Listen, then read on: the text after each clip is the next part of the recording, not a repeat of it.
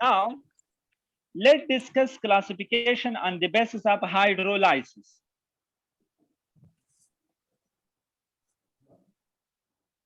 अब हाइड्रोलाइसिस की बेस पर हम क्लासिफिकेशन करते हैं। तो जब आप किसी प्रोटीन को वाटर में डालते हैं और वो जो अपने कंस्टिट्यूएंट में डिवाइड होता है, उसकी बेस पर भी हम अमाइनो एसिड को क्लासिफाई कर सकते हैं। तो हाइड्रोलाइसिस की बेस पर हमारे साथ जो अमाइनो एसिड है, ये सिंपल प्रोटीन्स भी हो सकते हैं। सारी प्रोटीन्स सिंपल प्रोटीन्स।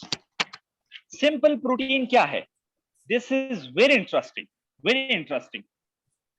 ये ऐसी प्रोटीन्स है जो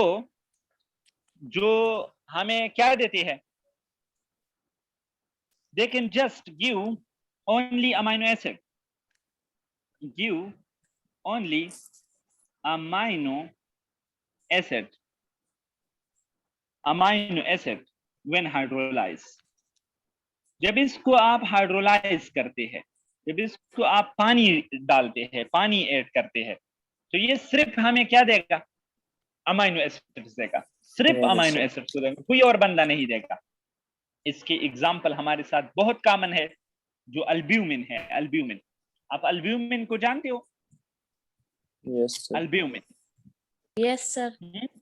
ये जो एग में हमारे साथ होता है, क्या एग में जो व्हाइट रीजन जो होता है, व्हाइट रीजन, आप समझ गए? इसके साथ साथ जो ग्लोबुलिन होता है, ग्लोबुलिन, ये ब्लड में होते हैं, ब्लड में, खून में। ये भी हमारे साथ क्या है? सिंपल। ठीक है। इसके साथ साथ जो दूसरा टाइप है, वो है हमारे साथ कंजुगेटेड प्रोटीन्स। अब जो कंजुगेटेड प्रोटीन होते हैं, इसको जब आप हाइड्रोलाइज करेंगे, इसको जब आप क्या करेंगे? They can give amino acid, जो जिसको हम प्रोटीन पार्ट भी कह सकते हैं, protein part, and also known protein part.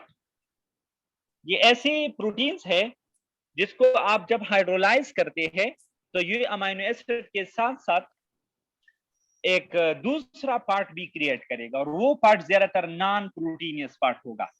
वो ज्यादातर कौन सा होगा? नॉन प्रोटीनियस पार्ट होगा। उस पार्ट को हम प्रोस्थेटिक ग्रुप भी कहते हैं। इसकी एग्जांपल्स क्या है? शाबाश। इसकी एग्जांपल हमारे साथ है न्यूक्लियोप्रोटीन्स। ठीक है। दूसरा मिसाल ग्लाइकोप्रोटीन्स। तीसरा इसी तरह लिपोप्रोटीन, इसी तरह क्रोमोप्रोटीन, कुछ भी आप ले सकते हैं। ये जो न्यूक्लियोप्रोटीन है, ये अमाइनो एसिड के साथ साथ हमारे साथ दूसरा हिस्सा जो है वो कौन सा देगा? Nucleic acid. शाबाश। यहाँ पर न्यूक्लिक एसिड देगा, जबरदस्त, प्लस अमाइनो एसिड। ग्लाइकोप्रोटीन में कौन सा पार्ट देगा? शाबाश, ग्लाइकोप्रोटीन। जबरदस्त, कार्बोहाइड्रेट देगा, carbohydrate and amino acid part. और ये जो लिपोप्रोटीन है, लिपिड्स एंड अमाइनो एसिड्स को देंगे। अब इसके थोड़ी बहुत एग्जांपल लिखते हैं ताकि क्लियर हो जाए। ये जो न्यूक्लियोप्रोटीन होते हैं, ये इसका कॉमन एग्जांपल हमारे साथ है न्यूक्लिन। ये जो ग्लाइकोप्रोटीन है, इसका कॉमन एग्जांपल आप लिख दो माइसिन। माइसिन, माइसिन। ये जो हमारे साथ लिपोप्रोटीन है, तो ये जो साइटोप्लाज्म में होते हैं, साइटोप्लाज्म में, तो वो ले लो। यस। लिपोप्रोटीन जो सेल मेम्ब्रेन बनाता है हमारे साथ, सेल मेम्ब्रेन। आप मेरी बात को समझ गए? हाइड्रोलाइसिस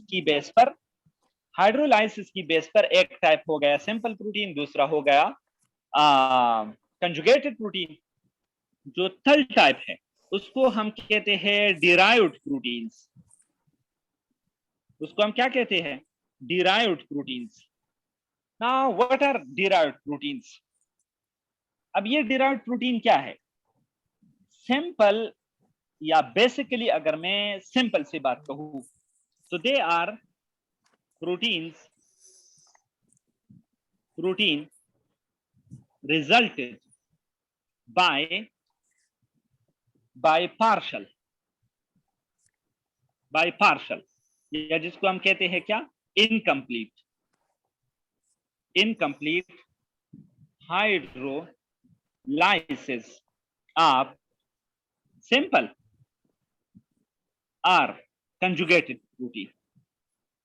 जब आप सिंपल या कंजुगेटेड प्रोटीन की पार्शल या इनकम्प्लीट हाइड्रोलाइसिस करेंगे, इसकी आप सिंपल प्रोटीन को या कंजुगेटेड प्रोटीन को आप इनकम्प्लीट हाइड्रोलाइज करते हैं। सिंपल सी बात बताता हूं, ये ऐसे प्रोटीन है जो सिंपल और कंजुगेटेड प्रोटीन से बने हुए होते हैं, और इसकी जो कॉमन एग्जांपल है वो हमारे साथ है प्रोटीएज। सर वो तो एंजाइम नहीं है। ठीक है, और इसके साथ जो दूसरा है वो है पेप्टोन्स। इसका हो गया ये सिंपल एग्जांपल्स।